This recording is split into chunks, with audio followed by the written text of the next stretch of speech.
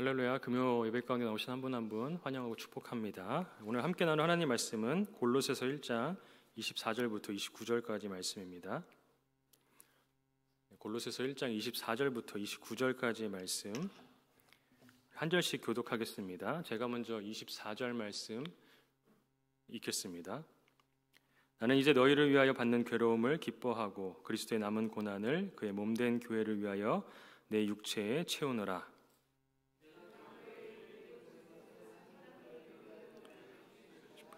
하나님의 말씀을 이루려 함이니라.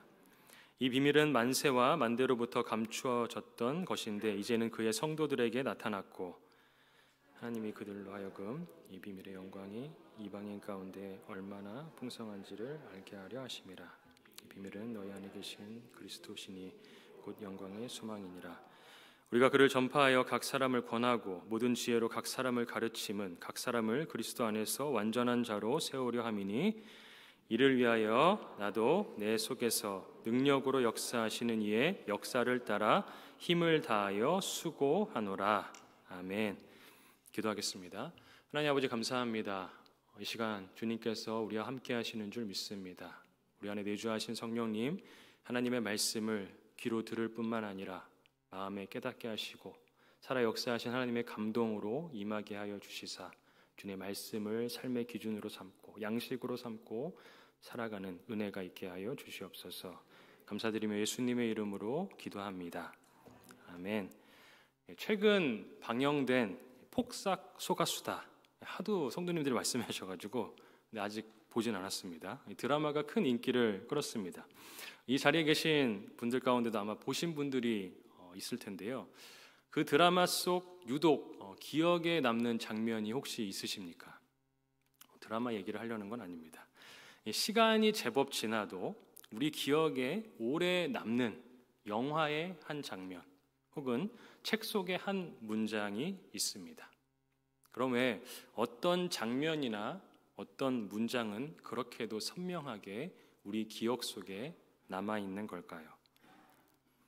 아마도 그 장면이 내 현실과 굉장히 가깝게 맞닿아 있거나 나의 마음과 생각에 큰 파장을 일으켰기 때문일 것입니다. 쉽게 말해서 나에게 그것이 영향을 주었기 때문에 우리는 그것을 기억하게 됩니다.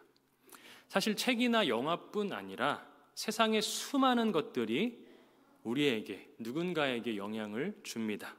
그 중에는 나라는 존재도 포함되어 있습니다. 나 역시도 누군가에게 분명한 영향을 끼치고 있습니다. 내 부모에게, 내 자녀에게, 이웃에게, 그리고 옆에 계시는 성도님들에게 우리는 매일 무언가를 흘려보내고 있습니다.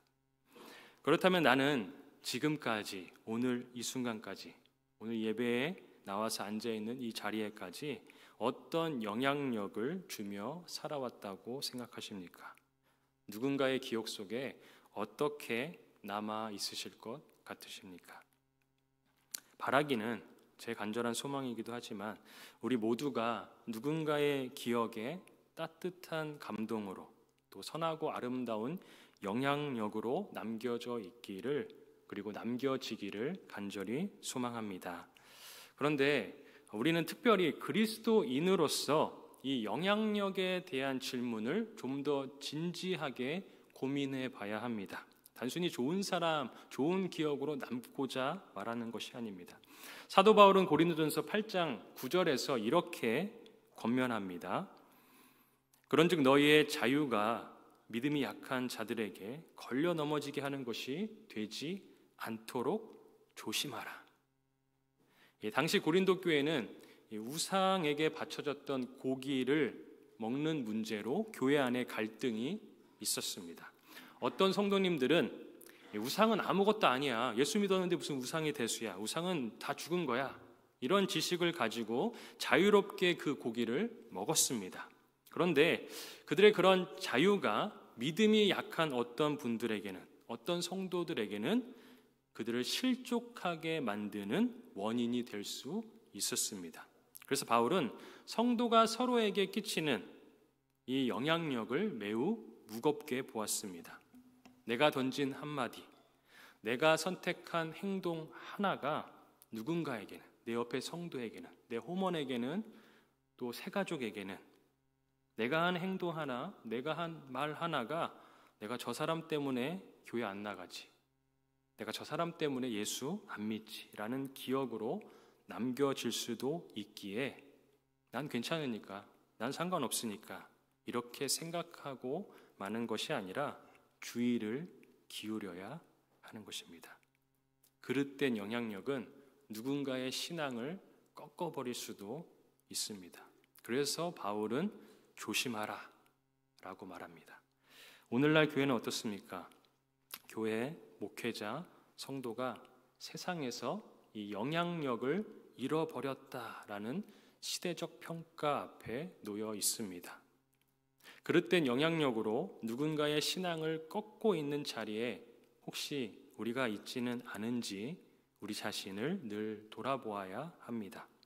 사실 굳이 이 세상에서만이 아니라 어쩌면 나의 가정에서, 이 교회 공동체 안에서도 우리는 그리스도인으로서 영향력이 정말 살아서 작동하고 있는지, 성도로서의 영향력이 정말로 가정 안에서, 교회 안에서 작동되고 있는지 되물어 봐야 합니다.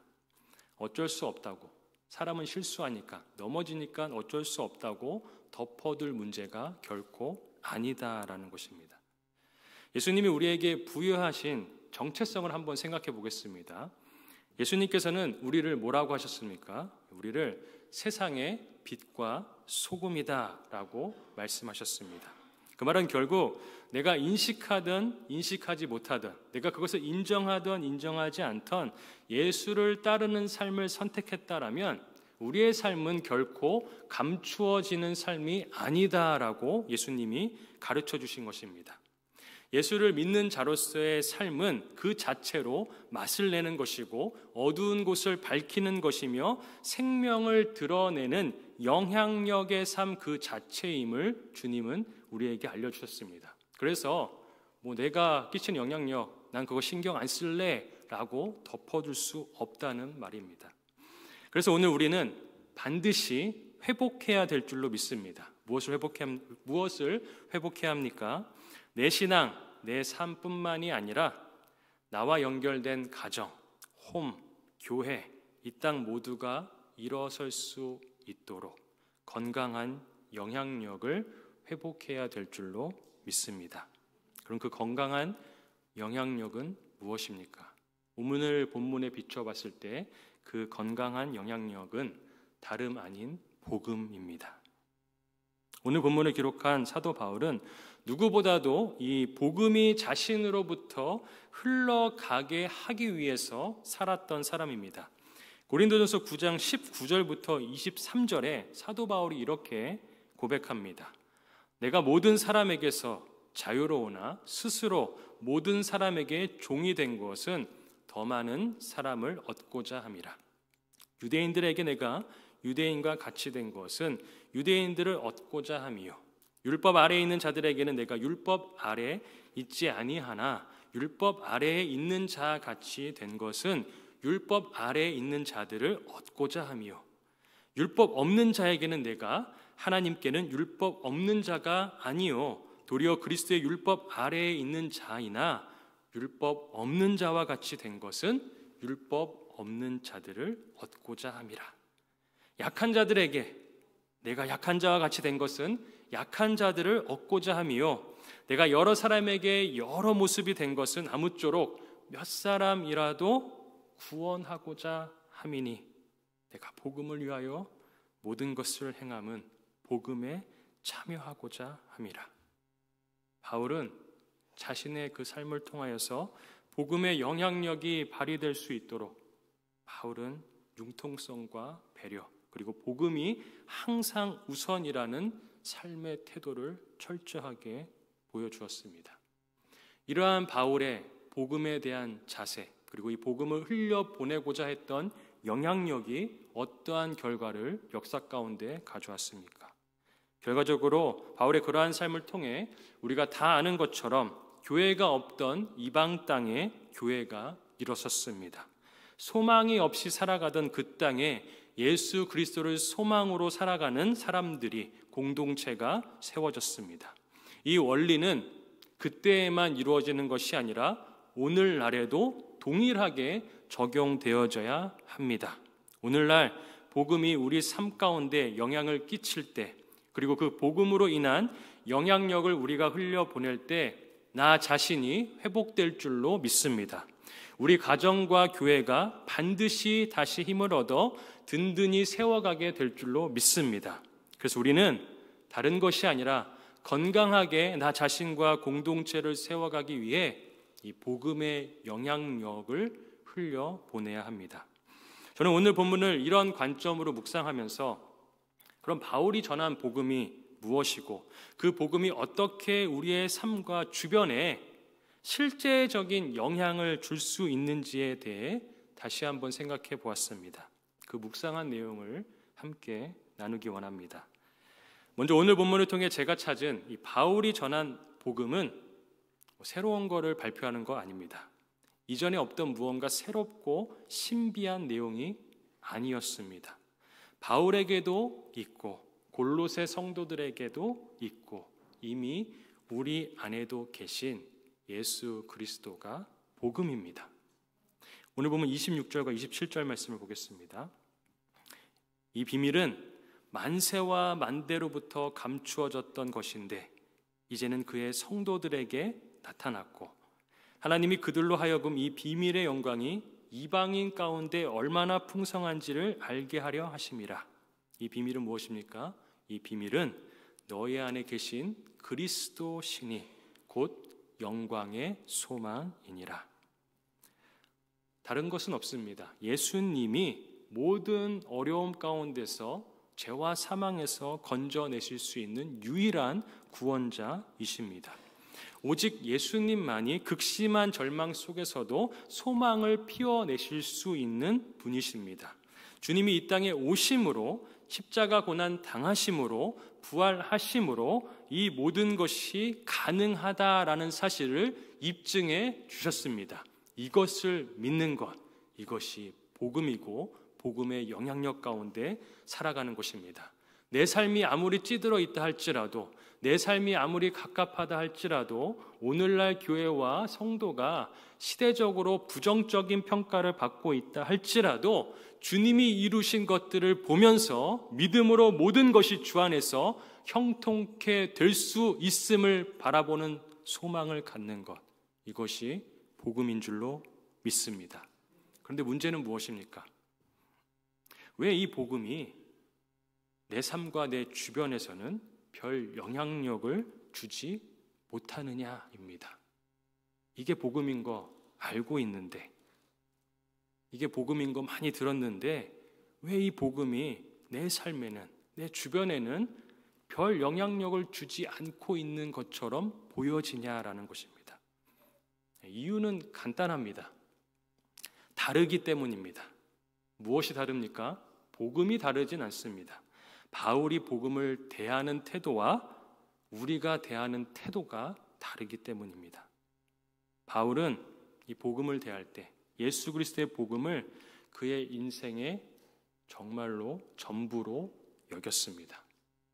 그냥 내 힘든 삶 속에서, 바쁜 삶 속에서 정말 내 힘으로 해결할 수 없는 문제를 만날 때만 깊은 책장 속에서 꺼내어 읽어보는 옛날 사진 같은 그런 복음이 아니라 지금 내 삶 속에서 역사하시는 주님의 살아있는 복음으로 인생의 전부로 예수 그리스도의 복음을 대했습니다. 그리고 그것을 흘려보내야 한다라는 확고한 사명의식이 있었습니다. 나만 구원받고 끝이야가 아니라 이 놀라운 것들을 흘려보낼 때에 놀라운 하나님의 역사가 일어나는 것을 믿고 그 사명감을 가지고 이 땅 가운데 살아가는 태도를 가졌던 것입니다. 이것이 바울의 삶과 주변에 실제적인 영향력을 줄 수 있었던 핵심 원리였습니다. 오늘 본문 25절과 29절 말씀을 보면서 정말 그러한가 보겠습니다. 25절입니다. 내가 교회의 일꾼 된 것은 하나님이 너희를 위하여 내게 주신 직분을 따라 하나님의 말씀을 이루려 함이니라. 29절입니다. 이를 위하여 나도 내 속에서 능력으로 역사하시는 이의 역사를 따라 힘을 다하여 수고하노라. 바울이 뭐라고 말합니까? 자신의 뜻, 자신의 의견과 생각을 이루기 위해서 이 세상 살아간다라고 말하지 않습니다. 뭘 위해 살아갑니까? 하나님의 말씀이 오늘 내 삶에서 이루어지게 하기 위해서 살아간다라고 고백합니다. 우리가 툭 건드리면 나오는 성경 구절 몇 구절이 있지 않습니까? 뭐 철자 하나, 토시 하나 틀리지 않고 말할 수 없다 할지라도 우리가 알고 있고 외우고 있고 또 들었던 그런 성경 말씀들이 있습니다. 그냥 머릿속에만 넣어놓고 살아갔던 것이 아니라 바울은 그 머릿속에 있는 말씀 그대로의 삶을 어렵지만 힘들지만 살아내려고 애쓰면서 힘을 다했습니다. 원수를 사랑하라는 것 힘들지만 사랑하려고 애썼습니다. 복음 전하라는 것 어렵지만 배를 타서라도 걸어서라도 그곳에 가서 전하기 위해 애를 썼습니다. 우리는 복음이 정말 내 삶의 능력이 되기 위해 내가 받은 말씀을 가지고 애를 쓰며 살아가고 있습니까? 바울은 이 모든 것들이 능력으로 나타나기 위해서 어떻게 했다라고 말합니까? 그 복음에 힘을 다했다. 힘을 다해서 수고했다라고 말합니다. 여기서 힘을 다했다는 것은 적당히 했다라는 것이 아닙니다. 아이를 출산하기 위해서 엄마가 목숨을 걸고 힘을 다하는 것처럼 요즘은 의학의 도움을 받곤 하지만 예전에는 애 낳기 위해서 어머님들이 들어가기 전에 신발을 아예 가지고 들어갔다라고 합니다. 혹시 못 돌아올지 못 나올지도 모른다라는 두려움에 그렇게 힘을 다해서 수고를 다해서야 태어나는 것이 생명입니다. 우리는 복음의 능력이 나타나기 위해 정말 힘을 다해 수고하고 있는가 되물어 봐야 합니다. 바울은 이것을 위해 인생을 걸었습니다. 이게 가장 중요하고 가장 필요한 것임을, 인간에게 이 복음이 절대적으로 필요하고 꼭 있어야 하는 것임을 너무나 잘 알았기 때문에 깨어진 가정에, 깨어진 교회에, 깨어진 이 땅에 이 복음이 가장 필요하고 중요한 것임을 확신했기 때문에 바울은 목숨을 걸고 수고함으로 애를 쓰므로 이 복음이 자신의 삶 가운데 나타나게 하고 복음을 전하는 삶을 살았습니다. 복음만이 오늘날도 어지럽고 문제 많은 현실 속에서도 우리를 흔들리지 않게 붙들어 줄 뿐만 아니라 회복시키시고 다시 일으켜 세워줄 줄로 믿습니다. 바울이 확신했고 오늘 우리도 이것을 확신할 수 있기를 바랍니다. 28절에 이렇게 기록합니다. 우리가 글을 전파하여 각 사람을 권하고 모든 지혜로 각 사람을 가르침은 각 사람을 그리스도 안에서 완전한 자로 세우려 함이니. 어떻게 우리가 완전한 자로 세워질 수 있습니까? 복음이 우리 안에 역사할 때 우리가 완전한 자로서 세워져 갈 수 있습니다. 그래서 바울은 교회를 위해 일꾼 되는 것 불평하지 않았습니다. 복음을 위해 머슴처럼 살아가는 것 마다하지 않았습니다. 우리 역시 예수님의 복음을 받은 자들로서 이 복음을 전하는 빛과 소금의 정체성과 사명을 받은 사람들입니다. 저는 안 받았는데요. 아니요, 주님이 주셨다라고 말합니다. 주님이 분명히 우리에게 주셨다라고 말씀하셨습니다. 이제 우리에게 필요한 것은 이것을 중요한 사명으로 여기는 것입니다. 중요한 사명으로 여기지 않고 이 복음을, 말씀을, 예수를 부차적인 것으로 여기고 살아간다면 결코 어떤 영향력도 줄 수가 없습니다. 오늘날 우리 주위에는 계속해서 우리의 관심을 뺏어가는 것들이 굉장히 많습니다. 카톡을 봐도 SNS를 봐도 주변을 봐도 우리 주위에서 주님이 우선순위가 되지 않도록 우리의 관심사를 계속해서 뺏어가는 것들이 굉장히 많습니다. 열심을 다하는 것, 특별히 교회를 위해서 주를 위해 열심을 다하는 것, 세상은 광신도 취급합니다. 미친 사람 취급합니다. 융통성 없는 삶으로 여깁니다. 바보같이 생각합니다. 그러나 우리는 그러한 세상을 본받지 말고 그러한 세상의 이야기에 귀 기울이지 않고 오직 예수님의 음성에 귀 기울임으로 예수만을 믿는 믿음 가지고 살아갈 수 있기를 간절히 축복합니다. 그러기 위해서 이 본문에서 우리가 실제로 살아내야 할 두 가지 복음적 삶의 모습이 있습니다. 그 두 가지를 나누고 말씀을 마무리하겠습니다. 우리가 실제로 살아내야 할 두 가지 복음적 삶의 모습은 첫째, 말씀을 충분히 알리는 삶을 살아야 합니다. 둘째, 고난에 기꺼이 동참하는 삶을 살아야 합니다. 먼저 28절 말씀을 보겠습니다. 우리가 그를 전파하여 각 사람을 권하고 모든 지혜로 각 사람을 가르침은 각 사람을 그리스도 안에서 완전한 자로 세우려 함이니. 바울은 이 말씀에서 보면 그냥 전도만 한 것이 아닙니다. 바울은 복음이 실제적으로 우리의 삶 가운데 영향력을 끼치게 하기 위해서 하나님의 말씀을 충분히 알리기 위해 힘을 다했습니다. 왜냐하면 하나님의 말씀이 하나님의 백성을 완전한 자로, 충분히 성숙한 자로 만들 수 있었기 때문에 다른 것이 아니라 말씀에 집중했습니다. 이 말씀을 보는 것, 지름길이 없습니다. 어렵고 쉽지 않고 따분하고 지루하게 여겨질 수 있습니다. 그런데 이 말씀의 능력을 소유하는, 누릴 수 있는 지름길은 없습니다. 날마다 때론 이해가 되지 않더라도, 때론 읽기 지친다 할지라도 계속해서 말씀을 붙잡고 말씀을 묵상하는 자리로 나아가야 합니다. 그러면 성령 하나님께서 반드시 깨닫게 해 주십니다. 성경이 만약에 학식 좋은, 정말 똑똑한 사람들만 볼 수 있는 책이었다면 아마 산호세만 굉장히 부흥했어야 될 것입니다. 똑똑한 분들이 굉장히 많이 계시니까. 그런데 그렇지 않습니다. 할렘가에서도 복음은 능력으로 나타납니다. 성경을 읽는 이들에게 놀라운 능력으로 나타납니다. 누구라도, 그 어떤 사람이라도 말씀을 다 볼 수 있습니다. 똑똑하지 않아도. 똑똑하다면 더 잘 볼 수 있을지도 모르겠습니다. 그런데 성경은 지름길로 가려고 꼼수를 쓰는 것이 아니라 정도를 걸어야 합니다. 지루하더라도 하나하나 그 말씀이 무엇을 의미하는지 알고자 하는 마음을 가지고 바라볼 때 성령께서 하나님이 무엇을 말씀하려고 하시는지 우리에게 깨닫게 해주는 줄로 믿습니다. 그래서 우리는 말씀을 듣고 읽고 묵상하고 외우고 적용하는 것을 지속적으로 훈련해야 합니다. 읽고 듣고 묵상하는 것에만 멈춰서는 안 됩니다. 말씀은 적용하는 것입니다. 적용하는 것. 그것을 지속적으로 훈련할 때 말씀의 놀라운 능력이 우리 안에 드러나는 줄로 믿습니다. 자전거가 페달을 밟지 않으면 아무 일도 일어나지 않고 그저 멈춰 있을 수밖에 없습니다. 말씀도 마찬가지입니다.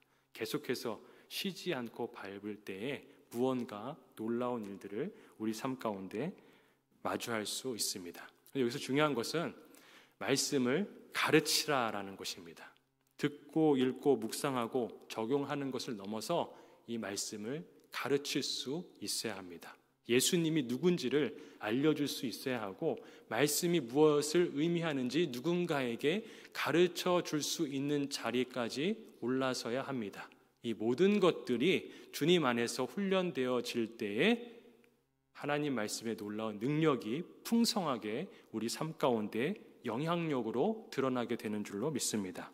그런가 하면 두 번째로 우리는 괴로움과 고난에 기꺼이 동참하는 삶을 살아야 합니다. 이 삶을 살 때 실제적으로 복음의 영향력이 우리 삶 가운데 나타나는 것을 볼 수가 있습니다. 24절 말씀 보겠습니다. 나는 이제 너희를 위하여 받는 괴로움을 기뻐하고 그리스도의 남은 고난을 그의 몸된 교회를 위하여 내 육체에 채우노라. 우리가 이미 잘 아는 것처럼 하나님의 뜻대로 살고자 하면, 정말 하나님 말씀대로만 살려고 하면 내 삶 가운데 고난과 괴로움이 따라오기 마련입니다. 정말 하나님 말씀처럼 예수님이 보이신 봄처럼 새벽마다 한적한 곳에 나가셔서 거기서 기도하신 예수님의 본을 담고자 한다면 아침에 일찍 일어나야 하는 괴로움이 찾아올 수밖에 없습니다. 누군가 주님께서 보여주신 그 본대로 늘 섬기는 자리 가운데 서야 하는 것이 그리스도인이 살아갈 삶이라고 한다면 우리의 삶 가운데 괴롭고 힘든 시간들이 찾아오는 것은 너무나 마땅한 것입니다. 시간을 들여야 하고 힘을 쏟아야 합니다. 그러면 당연히 힘 쏟고 시간 쏟기 때문에 내 시간, 내 물질, 내 힘이 빠져나가기 때문에 괴로움과 고난이 다가오는 것, 당연한 희생이 따르는 것 너무나 맞는 말일 수밖에 없습니다. 그것이 없다면 그런데 어느 공동체든 세워질 수가 없습니다. 우리가 교회를 생각하지 않다 할지라도 가정을 한번 생각해 보겠습니다.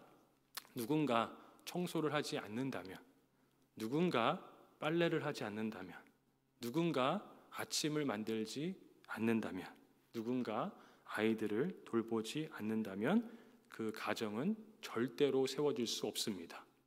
아침에 일어났더니 그냥 밥이 도깨비 방망이처럼 뚝 하고 나오는 것이 아닙니다. 누군가 일찍 일어나서 수고했기 때문에 그러한 것들을 누리게 되는 것입니다. 수양에도 마찬가지입니다. 보이지 않는 곳에서 누군가 수고하고 섬기고 있기 때문에 포스터도 나오고 배너도 나오고 수련회 장소에 가서 우리가 프로그램들도 누릴 수 있는 것입니다. 주일 예배도 마찬가지입니다. 보이지 않는 곳에서 누군가 열심으로 섬기고 있기 때문에 주일 예배가 와서 드릴 수 있도록 이어져 가고 있는 것입니다. 혼모임도 마찬가지입니다. 보이지 않는 곳에서 기도하시고 헌신하시고 섬기시는 홈 목자님들의 수고와 헌신이 있기 때문에 내가 가서 참여하고 마음 나눌 수 있는 홈 모임을 만들어갈 수 있는 것입니다. 누군가의 희생 때문에 공동체가 세워져 갑니다.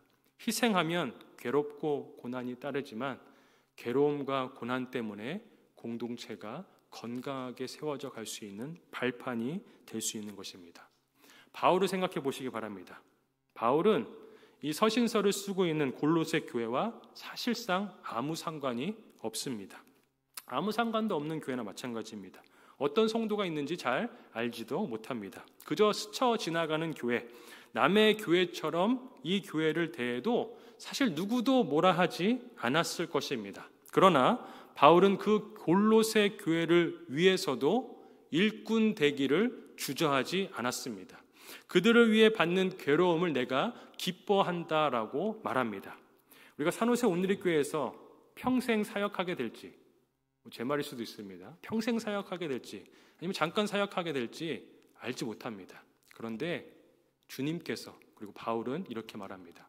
잠깐 스쳐 지나가는 교회이다 할지라도 내 교회같이 여겨지지 않는다 할지라도 교회를 위해 헌신하라. 교회를 위해 일꾼이 되라. 그 교회를 위해 받는 괴로움을 기뻐하라. 저는 그런 목회자 되기를 소망합니다. 내가 잠깐 있다 간다는 마음도 먹지 않았지만 어차피 안 볼 사람들이니까 적당히 하지. 그런 마음 하나님이 제게 주시지 않았습니다. 여기 계신 어떤 분이라도 우리가 이민교회에 있다 보면 여러 교회에 있으면서 옮겨 다닐 때도 있지 않습니까? 그러다 보면 사실 이 교회가 내 교회인가, 또 산호세 지역은 한국에서 이렇게 왔다 갔다 하시는 분들도 많아서 이 교회가 내 교회같이 여겨지지 않을 수도 있습니다. 그런데 내 교회이기 때문에만 섬기는 것이 아닙니다. 어느 교회라도 바울이 그랬던 것처럼, 그리고 주님이 누구라도 섬겼던 것처럼 우리도 교회를 위해 섬기는 그 괴로움을 기쁘게 여길 수 있기를 바랍니다. 내 안에 고난과 괴로움이 찾아오는 것은 증거입니다. 주님을 잘 섬기고 있다는 증거입니다. 우리가 사도행전을 계속해서 묵상해서 아시겠지만 사도들이 세상으로 받는 괴로움으로 인해서 기뻐했습니다. 왜냐하면 그것이 내가 제대로 가고 있구나, 내가 제대로 섬기고 있구나라는 증거로 여겼기 때문에 그런 것입니다. 우리도 교회 일로 인하여서 많은 사역들이 있지 않습니까? 힘들고 어렵게 느껴질 때가 있습니다. 매번 나만 섬겨야 되고 매번 나만 양보하는 것 쉽지가 않습니다. 그런데 주님께서 가르쳐 주시는 방식은 그래 쉬어라 라기보다는 희한하게도 그 고난과 괴로움을 기뻐하라 입니다. 왜 그럴까요? 이런 생각을 해봤습니다. 우리가 근육을 만들지 않습니까? 근육 만들 때 굉장히 괴롭습니다. 저걸 왜 하나? 저 무거운 걸 뭐하러 드나? 굉장히 괴롭지만 하고 나서 막 몸이 아프고 쑤시지만 왜 근육을 만듭니까? 좋은 몸 되기 위해서, 건강하기 위해서. 그 무거운 하중을 견디는 것 굉장히 괴롭지만 견디고 견뎌낼수록 몸은 더 튼튼해지고 건강해집니다. 아마도 이런 원리처럼 주님은 우리에게, 또 바울은 그렇게 교회를 섬기는 괴로움과 고난을 기뻐함으로 받았던 것 같습니다. 우리도 이 길이 쉽진 않지만 교회를 섬기는 것, 양보하는 것 지치고 어렵게 느껴질 때가 있지만 주님께서 주시는 증거로 받고 기쁨으로 함께 걸어갈 수 있기를 바랍니다. 내 옆에 누군가 같은 길을 걸어가고 있는 그 한 사람이 있다면 조금 더 기쁜 마음으로 걸어갈 수 있지 않겠습니까? 여기 나와 계시는, 다 많은 일 하고 계시는 분들만 나와 계시는데 일하시는 분들만 더 일하라고 말씀드리는 것은 아닙니다. 그러나 힘들고 지칠 때 나의 헌신과 수고로 교회가 건강하게 세워져 갈 수 있음을, 그리고 하나님 기뻐하심을 믿는 믿음 가지고 조금 더 이 길을 기쁨으로 여기며 걸어가 볼 수 있는 우리가 될 수 있기를 주님의 이름으로 축복합니다. 말씀을 맺습니다. 누군가에게 우리는 기억으로 남습니다. 우리의 말과 행동이 매일 누군가의 가슴에 영향력을 남기고 있습니다. 그렇다면 나는 지금 어떤 영향력을 남기고 있습니까? 어떤 영향을 남기길 원하십니까? 오늘 본문을 통해 우리는 사도 바울이 복음의 영향력을 흘려보내는 자로 살아갔다라는 사실을 보았습니다. 말씀을 통해 봤습니다. 그는 복음을 알리고 고난 속에서도 복음을 전하는 삶을 기꺼이 감당했던 사람이었습니다.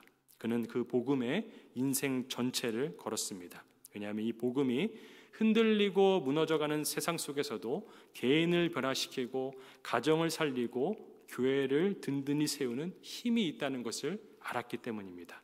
우리도 이 복음의 능력 안에 붙들린 사람인 줄로 믿습니다. 그렇기 때문에 다음 세대가 살아나기 위해, 우리 교회가 더욱더 건강한 교회로 세워져 가기 위해, 우리 가정이 다시 회복되기 위해 그것을 원한다면 오늘 내가 이 복음의 영향력을 흘려보내고 있는지를 점검하기 바랍니다.